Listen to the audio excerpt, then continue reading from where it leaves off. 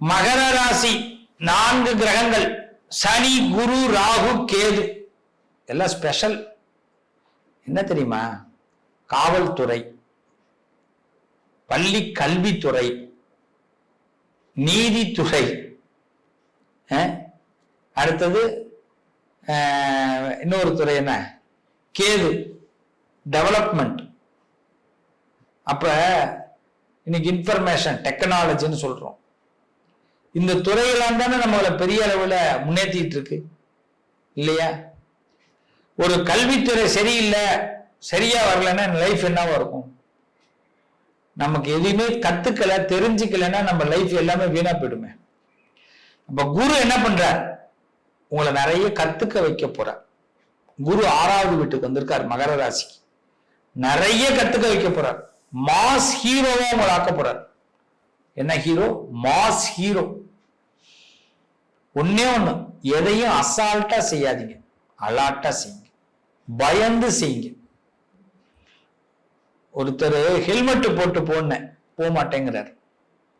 நைட்ல போகும்போது இந்த ஜாக்கெட் இந்த பின்னாடி லைட் எல்லாம் தெரியுமே, விளக்கு எறிகிற மாதிரி இந்த ஒரு இது ஒண்ணு ஒட்டி இருக்கும், அது மாதிரி ஜாக்கெட் போட்டுக்கியா, புல்லட்ல போறார், முடியாதுங்கிறார்.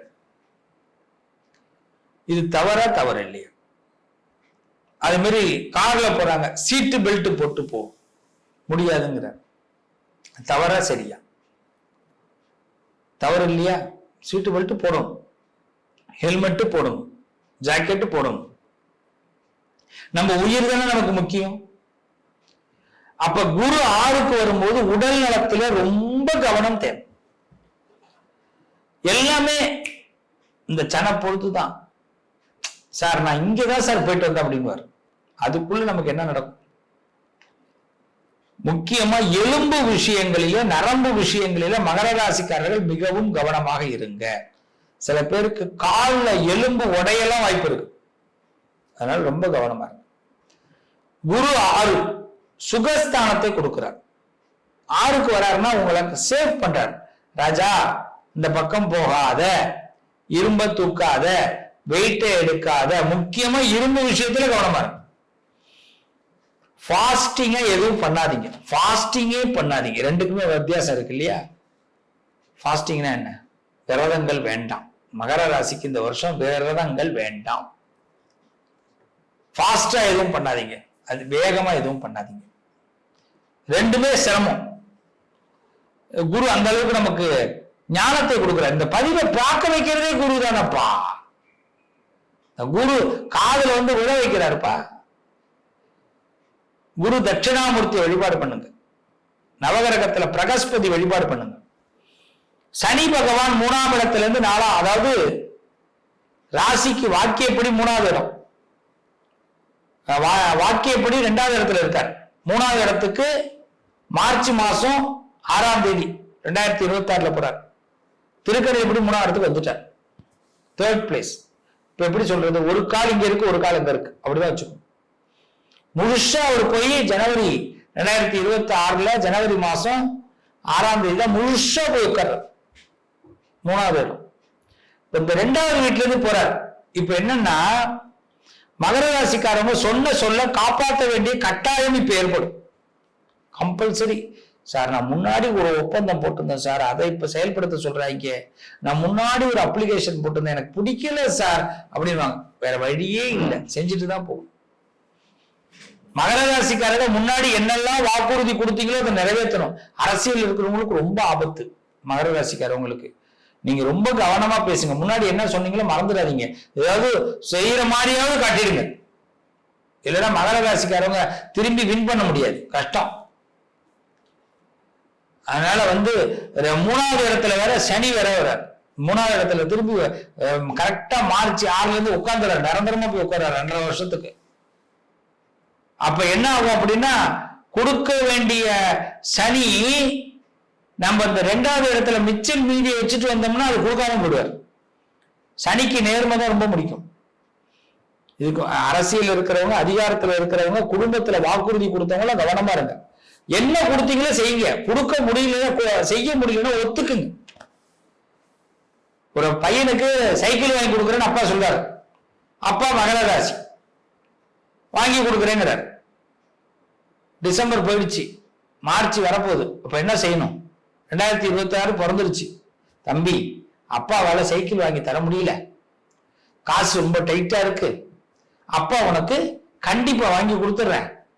26 பிறந்துருச்சு, இன்னும் 2 மாசம், இந்த ஏப்ரல் மாசத்துல வாங்கி கொடுக்குறப்பான்னா அவன் சமாதானம் ஆயிடுவான். அதை நீங்களே வாலண்டியர் முன்னாடி சொல்லிடணும். அவங்ககிட்ட போய் சைக்கிள்லாம் வாங்கி தர முடியாது, நான் அப்படிதான் சொல்லுவேன். அவன் கேட்பான், என்னப்பா சைக்கிள் வாங்கி தரலையேன்னு கேட்பான். இப்பெல்லாம் எங்கடா காசு இருக்கு, காசு இல்லை, ஒண்ணும் இல்லை. அது மேல பேசிட்டாரு. அவன் பாப்பான் 2026 சனி பிறந்து இப்படி போவார்ல, 3வது இடத்துக்கு போனோடனே ஒரு பள்ளிக்கூடத்துல போய் உங்க அப்பா கூட்டுவான்னா பையன் சொல்லுவான், எங்க அப்பா ஊருக்கு போயிருக்காருடுவான். இப்ப பாயிண்ட் புரியுதா? அதனாலதான் சொல்றேன், ரொம்ப கவனமா இருக்கணும். மகர ராசி கொடுத்த வாக்க காப்பாற்ற வேண்டிய கட்டாயம். இல்லைன்னா சனி நம்மளை போட்டு திருடுவார். அதனால வாக்கு கொடுக்கும் போது பார்த்துங்க, வாக்கு கொடுத்துட்டீங்கன்னா ரொம்ப பார்த்துங்க. அடுத்தது, இந்த குருவை சொன்னேன், சனியை சொன்னேன். ராகு 2ஆம் வீட்டுல வந்திருக்காரு. சனி போறாருன்னு நினைக்கிறீங்க, ராகு வந்து உட்கார்றாரு. அப்போ உங்க வார்த்தைகளுக்கு ஒரு மரியாதை இருக்கும், அதுதான் ரொம்ப முக்கியம்.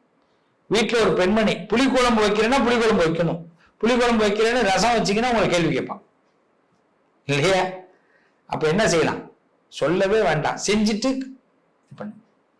2ல ராகு இருக்கார். வார்த்தைகளை விட்டுடாதீங்க, வார்த்தைகளை விட்டுடாதீங்க. ரொம்ப முக்கியம். நாக்குல அச்சரம் ஏற்படும், உடம்புல சூடு ஏற்படும், கொப்பளங்கள் ஏற்படும், உடம்பு சம்பந்தப்பட்ட ஹீட் சம்பந்தப்பட்ட விஷயங்கள் ஏற்படும். கவனமா இருங்க. அது மாதிரி வார்த்தையிலேயும் ஹீட் ஏற்படும். எதையாவது ஒண்ணு பேசணும் போல தோணும்.